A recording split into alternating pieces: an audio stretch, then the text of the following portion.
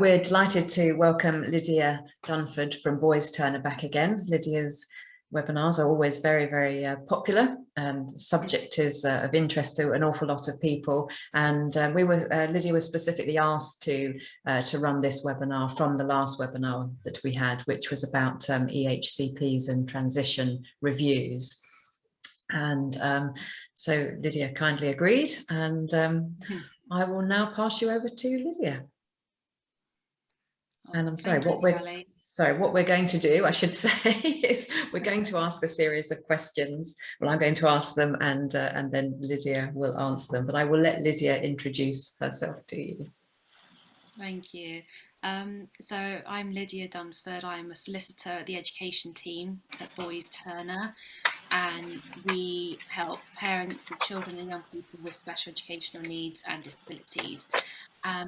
And yes, I've been asked to give this webinar about EHCPs, so education, health and care plans, and what happens when they're ceased by the relevant local authority. So there's a couple of questions which we'll go through, and as Sally said, if there's any questions you have, please put them in the chat. I'll do my best to get through as many as I can. If not, my email address will be provided, so you can always contact me afterwards as well. So first question is, if a young person reaches 19 and they have an EHCP, does that mean the EHCP has to stop? This is something that we do get asked. It's something that is a concern to parents. The answer is no. There's no automatic rule to say that an EHCP stops when a young person reaches 19. It should stay in place and be reviewed annually as a minimum. They can be in place until a young person's 25. So there's a good couple more years that a young person could have with an EHCP, and it really does depend on the individual circumstances when it's appropriate for that plan to then stop. And what sort of things would actually be reason for it to stop? That's actually the next question. Oh, is it? I'm sorry, I'm jumping ahead. I'm sorry. No. Sorry. When can a local authority cease an EHCP? So there's a couple of scenarios. Again, it has to be on the individual circumstances, not when a young person reaches a certain age. Either one of these scenarios where it can cease. So if the local authority decides it's no longer necessary for the plan to be maintained, and we'll come back onto what is involved with that decision, or the local authority is no longer responsible for that young person. Examples of when that might happen is if the young person leaves education and goes into employment, if they go into higher education, so university, for example, if they're over 18 and they leave education, but then they don't actually want to engage in further learning, or if they move to a new borough, a new local authority, and then it's the new local authority's decision about the content of the plan, whether it's going to remain in force, etc. If a local authority feels that it's no longer necessary for a plan to be in force, to be maintained, there are quite a few things they need to consider before they reach that decision. I'll go through these some examples of what they should be thinking about. So if the Section E outcomes in the plan have been met, now that's not an assurance. Even if the outcomes have been met, that doesn't necessarily mean the plan should stop. It's just one of the factors. And the reason for that is because sometimes Section E outcomes could actually be out of date anyway, so they might just need updating rather than saying they've all been met, young person is ready to go on to the next stage of their academic or otherwise, life. So it's one of the factors. It's not the definite one at all. They also need to consider if that young person needs the EHCP still to get the provision that's in Section F. So the question for that is really, if they didn't have an EHCP, would they still get the provision in Section F through their placement, college, or actually would that just not be possible because the EHCP is needed to secure the funding, the provision to provide that? Would the young person staying in education help them to achieve the outcomes? So this goes back to the outcomes in Section E. And also, what does the young person want to do? Do they want to stay in education? Do they want to complete a course or some form of learning? Do they want to consolidate skills? There needs to be a focus on their progress and provision through the EHCP. So again, if the plan is not up to date, it's going to be much harder to say if the young person has made sufficient progress they're capable of, before deciding whether they need the plan going forward. And another thing that's important to bear in mind is it's not just academic qualifications or attainments that are the thing that have to be proven if an EHCP needs to stay in place. You need to also think about any vocational skills as well. There was a case a couple of years ago now that highlighted this and said academically that doesn't mean that a young person may not need an EHC plan. They may do, but what they achieve may still be a great benefit to them and independence. It could be life skills, independent skills. So it may not be that they're going to achieve academic qualifications any further, but that's not necessarily a reason to stop an EHCP. It's very much an individual young person, what's in their plan, what they're capable of achieving. And I suppose in all of that is to have the young person's views in mind as well. And I'm just checking that someone said that my sound isn't particularly good, so hopefully everyone can hear me. I'm not seeing anyone else saying they can't, but obviously, just us. Oh, we're fine. Yeah, you do sound very clear. Sorry, Mike, it might just be your end. Yeah, everyone else seems okay. Great. Don't want to be talking and it's just silence and everyone just thinking, it's nice to hear this, but yeah, so there's a lot of things a local authority has to consider before they think about ceasing a plan, and it very much depends on the individual circumstances.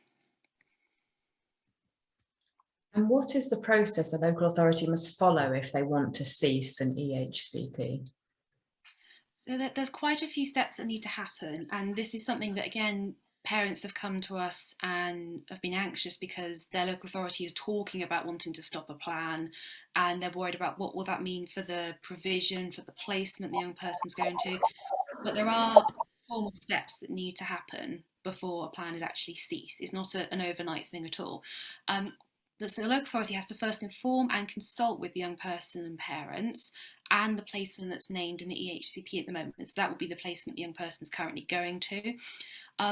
Once they've done that consultation and they've had the responses, if the local authority still wishes to cease the plan, they have to then confirm in writing. That's their sort of decision notice in writing. It's called a cease to maintain notice. In that, they need to set out the reasons for why they think to cease the plan is the right step. So that kind of goes back to what we just talked about in the previous question. The progress made, have the outcomes been achieved, is there anything further that can be gained from having a plan, does the young person want to stay in education? The reasons local authority might give might not be that detailed, but they do need to give a reason, something for parents, young person to then challenge them on. The next stage I think is in the next question actually, so I'll let you read that out, Sally. What can parents or a young person do if they do not agree with the local authority's decision to cease the EHCP? So this follows getting that decision notice in writing. That will set out the young person or parent's right to appeal that decision to the independent SCND tribunal. So this is outside of local authorities. This is the same tribunal that you can appeal about a plan not being issued, the content of a plan, etc. So an appeal can be made to the tribunal, and the key thing to remember is that the EHCP will remain in place. So that's including the provision in section F, the placement in section I, young person going to that placement in section I, if there's one named, and it has to continue to be delivered as normal, or as written. It very much depends on obviously what's written in the plan. So as long as the plan is a well-written one and the provision's clear, that still needs to happen until either one of two options happens. Either the time frame to lodge an appeal expires. So that would be either within 2 months of the cease to maintain notice. That's your initial time frame to lodge an appeal or to contact mediation before lodging an appeal, or you go through an appeal and then it's concluded. So the tribunal issues a decision, or the local authority concedes, and then if the tribunal says, no, we're happy the plan is going to be ceased, then the plan would therefore stop. If an appeal went through but actually the plan remained in place, it's also a good chance actually to challenge the content of the plan as well as the plan stopping potentially. But if there's any updates to the provision, the placement, anything else needs, then that is the time to challenge that in that appeal as one sort of thing. And that's essentially it, really. If a tribunal decides that a plan is going to cease, there's very limited grounds that that could be challenged. It would only be if there's been an error in law, or kind of an error in procedure, which is very difficult to show and doesn't happen that often.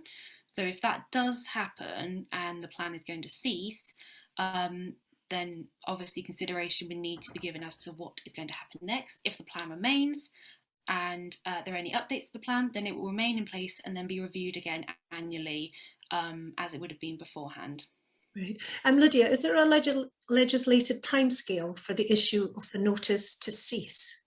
It's a question. The notice, my understanding, but I will double check in case it's not right, is you would normally expect this, any decision you get for an EHCP is usually follows after an annual review. Local authorities can sort of look at EHCPs in the interim, decide they want to make changes and update parents as they here's a proposed amended plan. Usually it's after an annual review. If after an annual review, they have to write within 4 weeks of the annual review with their actual official decision. However, cease to maintain, obviously they have to consult first before they issue that cease to maintain. So it usually follows an annual review, because that's often the time when everyone comes together and goes, what is the plan still fit for purpose? Do we need any changes? Like I said, I will double check in case there's that isn't it, but that's my understanding just in general for post annual review decisions. It's 4 weeks. So if parents aren't sure, or they feel they should have had a decision by now, then obviously either follow up with the local authority, or they can contact us for advice if they're not quite sure how to approach about it. And what if there is no provision suitable for or able to meet the outcomes? Oh yeah, I can see that question. So by provision, I don't know if that's placement rather than the kind of therapy provision. That's difficult. If it's that a plan doesn't have to name a placement. It's one of these weird sort of, it is allowed legally. You can have a plan finalised that doesn't actually name a placement. It can name a type, but of course in a practical sense that's not very helpful, because you're expecting the young person and they're expecting to go to that type of placement. They don't know what that is. That really is something that probably needs discussing in a bit more detail, because you would need to look into actually, is the provision still needed in the plan, the section F provision, first off. If it is, and there isn't a place to find it, then it's looking at how do we go about finding a place to deliver that provision. It can be tricky, so I'd say that's something to have a chat about, obviously if he wants to contact me. Yeah, I was going to say actually it's quite a good idea, John, because I think the other thing is the current provision doesn't support post-18. So look ahead soon. If you're looking for a change of like a transition, or move to a new placement, look as soon as you can. But parents do struggle to find placements. They're just either there aren't any close enough, or they're full, or other things may come up. So it can be difficult, but it's worth getting advice sooner, I would say, on something like that, just to preempt anything that might happen with an appeal. Okay. So what needs to happen ahead of an EHCP ceasing and a young person moving into the next stage of their life? So obviously plans will cease, they can't go on forever, but what we don't want to see happening is that you have a cease to maintain decision, or you have an appeal decision, and then suddenly young person and parents are left with no kind of idea what's going to happen next. So what needs to happen is the local authority and all the professionals involved with the young person, they need to consider in good time about what is available without an EHCP. What is the young person getting? Do they still need something similar without an EHCP? What actually is there available through local authorities' local offer? That's on every local authority's website. That sets out the SEM provision within their borough, placements, other, support, that sort of thing. But of course, it may go further than that, particularly a young person looking to progress into the next stage of their life. They may need a bit more research. Local authorities also need to provide clear information and support for certainly health and social care, because often, particularly social care, can become quite an important part of a young person's support and life as they're going into adulthood, depending on their needs. They also need to provide information about if the young person wants to continue learning, continue studying in higher education, for example. They need to provide some options and support there. And there needs to be a good exit plan. So it does need to happen in good time. It shouldn't just suddenly happen that there's a decision just before the summer term, and then come September, it looks like, well, they're not sure what's going to happen. That's not what should be happening. And it needs to have a smooth transition. That's the key thing. And again, parents have come to us where they've been concerned about a lack of suitable transition between placement stages or next stage of education. And often that can then end up meaning placements are not started on time, all sorts of things. But for someone who isn't going to have an EHCP, it's a very big change, because they're suddenly not having this provision that they may have had a good part of their life to date, a very specific support, a very specialist placement perhaps. So there needs to be good planning. So work backwards, I guess, from even, start preempting a couple of years in advance if you can, to think, right, how long is the course they're currently doing? When does that finish? Do they have any options after the course? Or what they're studying at the moment, can they stay on another year? Some courses we find post sort of 18 onwards, 19 are kind of a couple of years, and then they sort of finish. And you think, well, if you've still got a few more years left to have an EHCP, is there still something actually out there that the young person wants to do? Will they still need a plan? What does the placement say? Placements will often say, or be able to say, if they have pupils with EHCPs, or do they need, in order to admit someone, do they need to have an EHCP? What kind of facilities they can offer otherwise. So plan ahead as best as you can, and I suppose try and have that conversation with the local authority early. So even if the local authority does then say about ceasing a plan, at least there's much more of an idea about, okay, if it does stop, there is an option. But obviously, if you want to fight for the plan to stay in place, then absolutely, that option is there too. But plan ahead, I would say, because often discussions are needed with local authority, with social care, sometimes health, sometimes all these things, people need to be involved. Other therapists may still need to be involved. Anyone to help with young person's like employment skills, that sort of thing. So yeah, there's a lot they have to think about, but plan ahead as best you can. And if you're not sure, then seek advice sooner, because time in these EHCP processes does go by so quickly, and often there's lots of delay and months can go by, and especially if you go in an appeal situation, that's a good couple of months. It can be potentially quite longer than that. So plan ahead as best you can, seek advice if you're not sure, and I suppose talk to other people who are in a similar situation to you if you can. Other people may have good tips about places to look out for, contacts, resources, that sort of thing. Lydia, there's a couple of questions that have come through, and guys, Lydia will be able to answer these in more detail, hopefully, if we don't have time. But there is just a couple I can briefly ask you.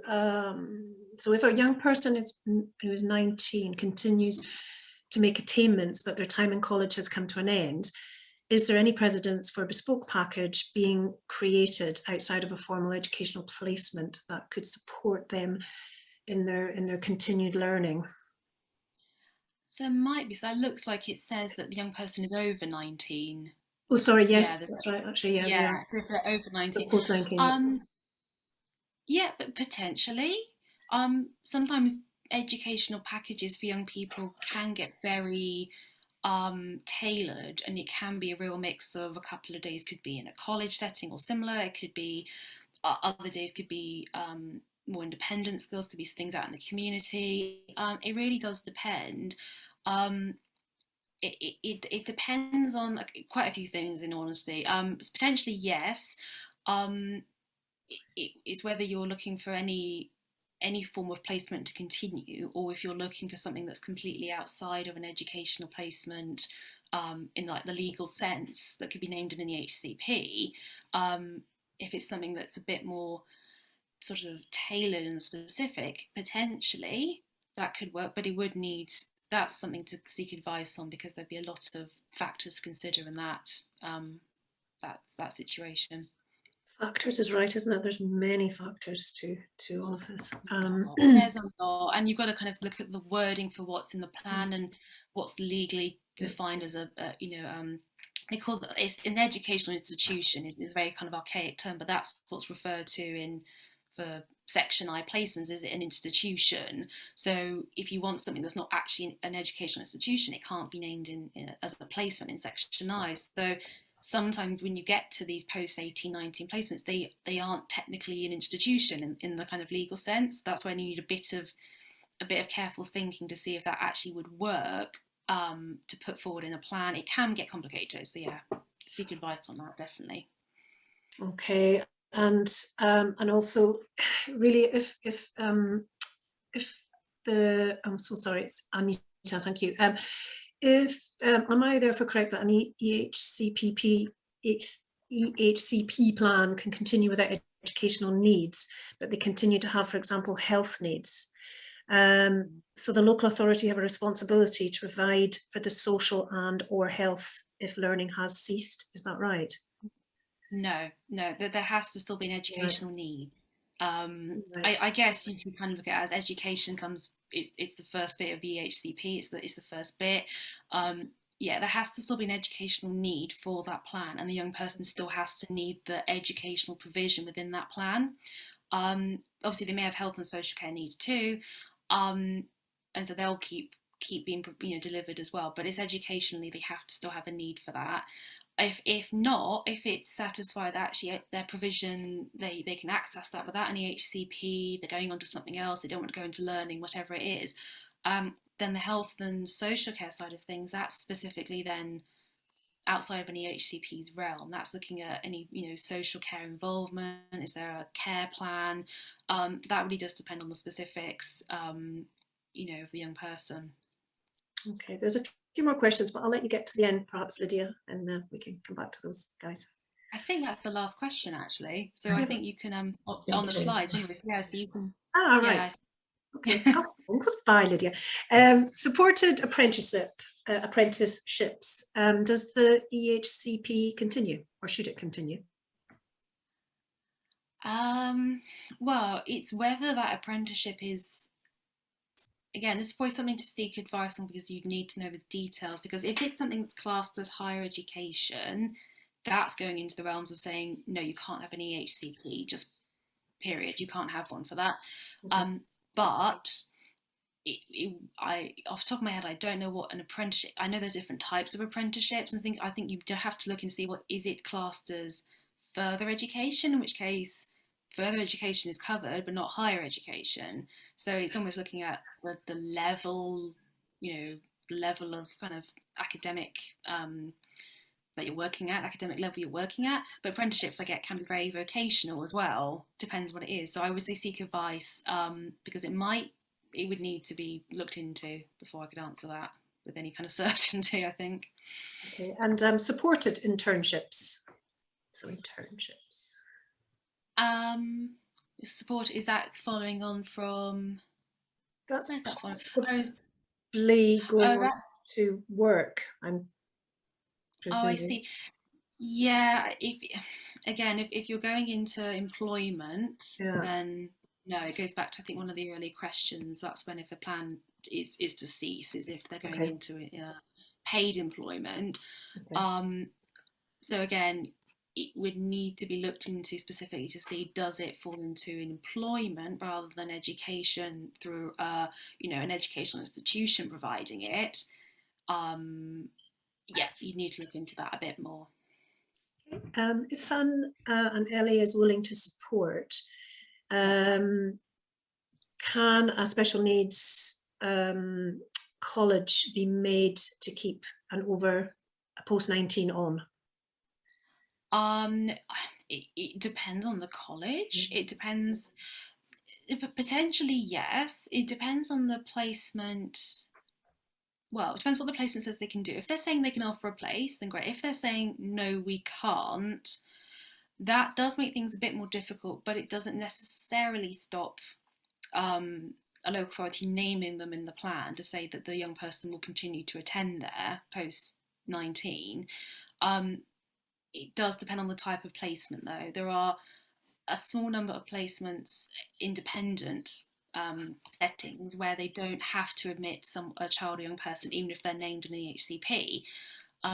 But I would always say consider the reasons carefully. If a college or placement is saying they can't meet needs, consider why they're, what they're saying, because actually if they're saying something which would be very fundamentally difficult to then for the young person to then work through there, they wouldn't have what they need, well then is it worth going for that, or is it worth looking at something else? It really does depend what they're saying, what's on offer, what the plan says as well.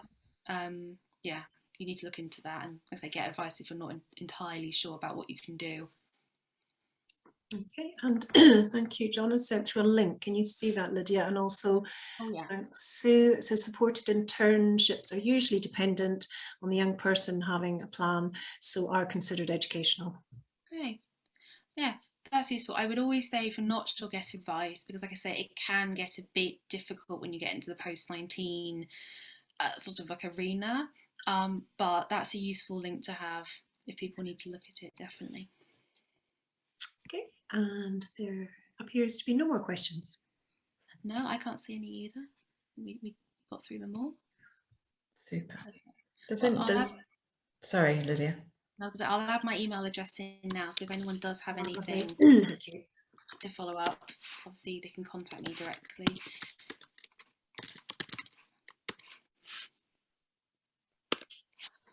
Brilliant, thanks. Oh, and there's a bit more that's just come out. Another question, a kind of follow-up question actually about the supported internships. Yeah. Oh gosh, I know, right. That's useful. So your local authority should have information about supported internships and apprenticeships in their preparing for adulthood section. So I'm presuming that means on their local offer or something similar. Well, that's useful to know. That's useful. Super. So does anybody else have any other questions they want to put into the chat? What we will be doing is that there will be a fact sheet that goes with this recording, and once we've sort of finished this recording, we'll stop the sort of thing, and then if anybody wants to ask Lydia a question directly, if it might be easier just to sort of actually say it rather than type it, because I know sometimes questions are a bit difficult to type. So if there are no more in the chat, then if we can move forward and say thank you very much to Lydia. Or is there another one? You look as if you're reading something. I think there's one coming in following the question about whether a plan can continue without educational needs, and if it's just health and social care. And so there's a follow-up saying, how is that defined as education? And could you argue what educational means? So whether something's educational is whether the young person is being trained or they're learning a skill, basically. So that's quite broad. So, life skills, things like that, often most cases you would say, well, that's educational because they're learning something, they're developing a skill, they're being trained. That's what you look at to see if there's educational needs still in the plan. And then as long as there's educational needs in the plan, which is in section B, you then need to make sure that there's provision still in section F that is still appropriate to meet those needs. And if there's any provision that's under health or social care that's actually educating or training, well, then that really needs to be moved in as educational provision. If it's anything specifically just to do with, with health or medical conditions, then that's not the same as being taught something. That's just to manage a medical condition. That's not training, or developing their skills necessarily. Do you want to read? There's another one question. more. Yep. Does the service providing life skills need to be Ofsted registered? Is that in relation to whether it's classed as an educational institution, or is that, I'm not quite sure. I might need a bit more information about the background. Yeah, not sure on that one without having a bit more information. So do contact me after if you want to. Yeah, it'd be good to know a bit of background to see quite what you're looking for in that.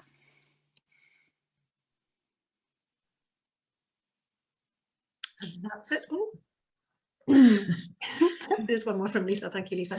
You said LAs need to consider vocational outcomes, not just academic. Yeah, they do. Because EHCPs, each one is different. Each child, young person is different. So the outcomes that they are looking to achieve over the next key stage, by the time they're 16, 18, whatever it is, they're all going to vary. And there's no requirement that they have to be saying they're meeting, A levels at, A's to C's, or I think that's changed, isn't it? I don't know if they use letters anymore, but there's no requirement saying that, well, they have to be academically showing progress. It's looking, well, actually they may never achieve that, and if that's okay, it's whether actually, well, okay, well, for that young person, if they're able to go into their community and spend money and then count the change and come back home, well, that seems, that might be really, a good outcome for them to try and achieve based on what they're able to do and what their needs are. Or it could be social skills, independence skills, all sorts of things. Yeah, so that's what it is. So they need to have a kind of a broad, mind to it. And if local authorities do say, well, academically they can't achieve anything more, the case that came out a couple of years ago, I can always find a link to it to send around. It's quite an interesting read. I think it was Devon was the authority, but I'm not 100% sure. But they addressed that exact point, saying just because this young person is not going to achieve academically in relation to her age and what her peers are, I think it was she is still going to make progress that is going to be meaningful to her, even if to someone else it may look really small progress and something that a much younger child could do. Actually, for that young person, that's a huge thing, and that is steps towards a more independent life.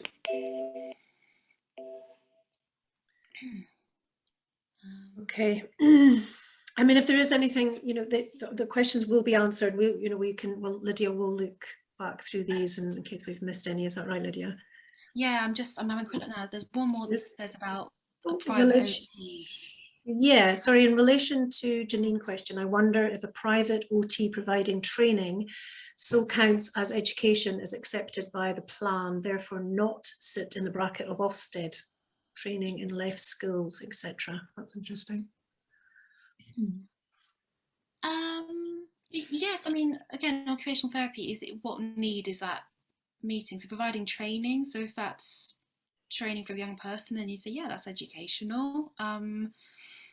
I'm not quite sure what it's got how it ties in with the Ofsted. I'm sorry, I can't without knowing a bit more. Yeah, in terms of education, yeah, depending on what the OT is there to do and what needs they're meeting, then potentially yes, that's educational and should be in the EHCP in section F. But yeah, I'm not sure how it ties in with the Ofsted, I'm afraid, just based on that. Okay. There is no more. Right. Super. Well, if any more sort of pop up, then I'm sure Lydia will look at that and then try and incorporate those into the sort of fact sheet if possible. Yeah. So yes, what we'll do is we will thank Lydia very much for your time today. It was again very helpful, very useful, and I hope everybody watching it was useful for you.